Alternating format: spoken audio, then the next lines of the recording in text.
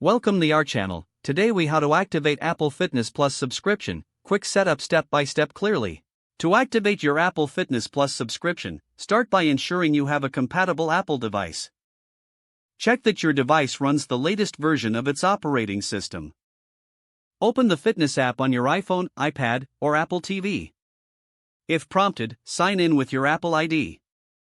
If you do not have an Apple ID, you will need to create one.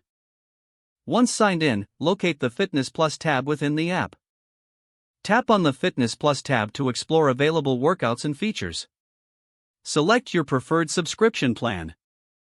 Follow the on-screen instructions to confirm your subscription.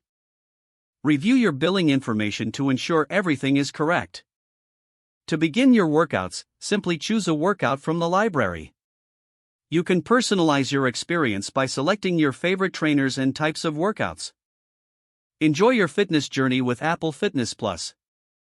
If the page does not load, refresh the browser or try again in a private or incognito window. Make sure you are using the correct email address, then retype it carefully to avoid small typos. If your password is not accepted, use the reset option and create a new strong password you can remember. Check your spam folder for verification or security emails, then complete any requested confirmation steps. Enable two-factor authentication if available to improve account security and reduce unauthorized access risk. After signing in, review your profile details so your contact information and settings are accurate and current. If you see an error message, note it down and try again after restarting your device and internet connection. Log out when you finish, especially on shared devices, to keep your account and payment information secure.